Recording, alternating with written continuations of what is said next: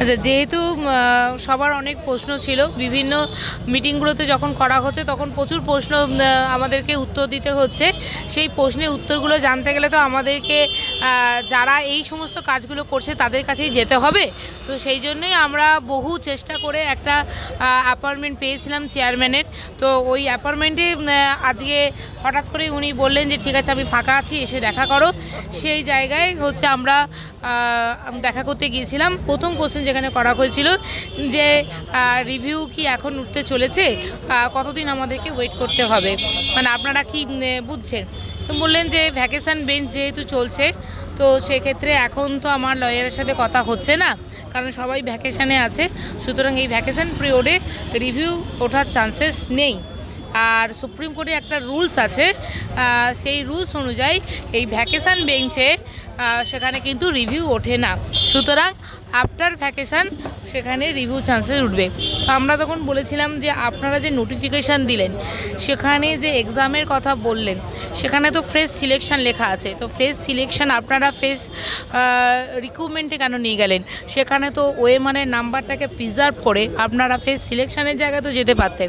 তো ওনারা বলেন আমাদের কাছে তিনটে পসিবিলিটি ছিল। একটা হচ্ছে ফ্রেশ সিলেকশান, একটা 2016 অনলি ক্যান্ডিডেট, আর 3 নম্বর হচ্ছে ওপেন টু অল 2025 পর্যন্ত। তো আমরা সমস্ত জাজমেন্ট এবং লয়ারদের সাথে এবং সমস্ত আধিকারিকদের সাথে কথা বলে আমাদের এই ওপেন টু অলটা সঠিক মনে হয়েছে। তো আমরা তখন বললাম যেটা আমাদের কাছে সবচেয়ে কঠিন সেটাই আপনাদের কাছে সেটা সহজ মনে হলো।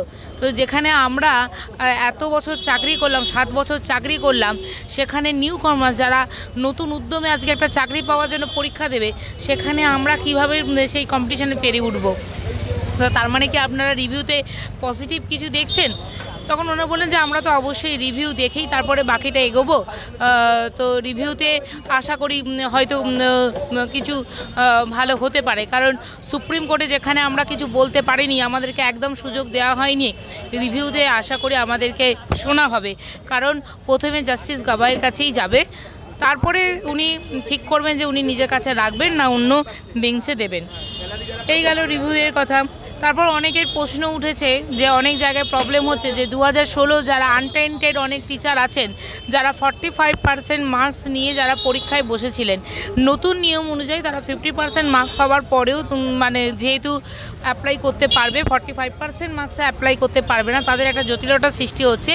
সেই জটিলতা নিয়ে প্রশ্ন ছিল, সেটা আমাদের করা হয়েছে। তো ওনারা বলেন হ্যাঁ, এটা একটা মিস্টেক হয়েছে, এটা আমরা দেখছি। তো সেই জায়গা থেকে ওনারা ওটাকে দেখছেন বললেন। দ্বিতীয়ত আমরা জিজ্ঞাসা করেছিলাম যে অনলাইন অ্যাপ্লিকেশানে কি টিচিং এক্সপিরিয়েন্স মানে কথাটা থাকবে?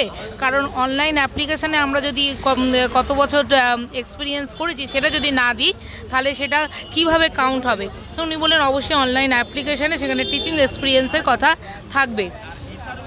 পরের কোশ্চেন আমরা করেছিলাম যে এই যে 2K এবং 2L যেখানে হচ্ছে দুটো কন্ট্রাডিক্ট করছে, ওই 10 নাম্বারটা কোথায় গিয়ে অ্যাড হবে? কোথাও গিয়ে বলছেন ইন্টারভিউ আগে, কোথাও গিয়ে বলছেন মেরিট লিস্টে। তো এই জায়গাটা যখন দুটো দোলাচলে আছে, তখন উনি বলেন হ্যাঁ, এটাতে অ্যাম্বিগুইটি আছে, আমাদের কাছে এখনও ক্লারিফিকেশান নেই, আমরা ক্লারিফিকেশান চাইবো সরকারের কাছ থেকে। তবে আমরা চাইবো যাতে ইন্টারভিউয়ের আগে 10 নাম্বারটা যোগ হোক। এরপর বলা একটা গুজব উঠেছিল লয়ারদের বিভিন্ন জায়গা থেকে যে আমরা যারা এর পর স্কুলে যাচ্ছি, আমরা মেন খাতায় সাইন করছি যেমন আগে করতাম, সেখানে নাকি আমরা কন্টেম্প অফ কোর্ট করছি। যেহেতু আমাদের চাকরিটা চলে গেছে, তাই আমরা মেন খাতায় সাইন করতে পারি না, অ্যাকচুয়ালি অন্য খাতায় সাইন করার কথা। কিন্তু এটা সম্পূর্ণ ভুল গাইড। যেহেতু আমাদের কন্টিনিউয়েশন হয়েছে, আমরা সমস্ত কিছু ফেসিলিটি প্রাপ্য 31 ডিসেম্বর পর্যন্ত, সুতরাং আমাদের মেন খাতাতেই সাইন করা যেতে পারে। তো সেক্ষেত্রে আমরা একটা কোশ্চেন করেছিলাম যে এমএ কি একটা করা যেতে পারে? আপনারা যে এই যে ফ্রেশ সিলেকশনকে ফ্রেশ রিক্রুটমেন্টে নিয়ে গেলেন, তো সেখানে বললেন যে সেটা একটা তোমরা ক্যান্ডিডেট 2-1 ক্যান্ডিডেট যারা রিভিউ করেনি, সেটাকে নিয়ে একটা ট্রাই করতেই পারো। যে কি বলেছে, তোমরা একটা ডিরেকশন চাইতে পারো, সেটা তো আমাদের ব্যাপার নয়, তোমরা একটা ডিরেকশন চাইতেই পারো।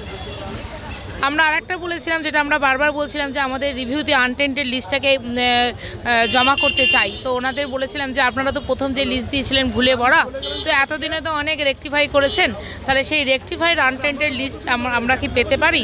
তো উনি বললেন যে ঠিক আছে, আমি তো এখন অনেক কাজে ব্যস্ত আছি, আমি যত তাড়াতাড়ি সম্ভব তোমাদেরকে সেই লিস্ট দেওয়ার করব। যদিও আমরা পরে কোশ্চেন করেছিলাম এক্সাম সংক্রান্ত যে আমরা পরীক্ষা দিতে রাজি নই, কিন্তু তারপরেও যেহেতু নোটিফিকেশান দিয়েছেন, ফর্ম ফিল আপও হয়তো শুরু হবে, যদি কেসেতে আমরা আটকাতে না পারি সেক্ষেত্রে পরীক্ষার সিলেবাস কি হবে, কারণ আপনারা সিলেবাস নিয়ে কোনো কথা বলেননি। ওরকম বললেন যে পুরাতন সিলেবাসই রাখা হচ্ছে। পরের কোশ্চেন ছিল যে যারা পরীক্ষা দিয়ে যারা যদি সিলেক্টেড হবে, জানি না তো আমরা আদৌ পাবো কি না, কিন্তু যদি সিলেক্টেড হয়, ধরলাম 15,403 জনই সিলেক্টেড হলাম, তাহলে কি তারা জব কন্টিনিউটি পাবে? ওনারা বলেন যে হ্যাঁ, পাওয়া তো উচিত, কারণ তোমরা ডিসেম্বর পর্যন্ত কন্টিনিউশন পাচ্ছ, তাহলে তারপরে তো কন্টিনিউশন পাওয়া উচিত। এক্ষেত্রে অনেকেই ভুল ব্যাখ্যা করতে পারেন যে আমরা পরীক্ষার কথা বলছি, না, আমরা সব পসিবিলিটির কথা বলছি। কোনোটাই আমরা পরীক্ষা কেউই আমরা চাইছি না, কিন্তু আমাদের সব পসিবিলিটি জেনে রাখতে হবে। যদি ভাবি যে আমরা কোনো পসিবিলিটি না জেনে শুধু নিজেদের মন গড়া কথাই বলবো, তাহলে কিন্তু একটু বোকামিই করবো। আমিও বক্তব্য রেখে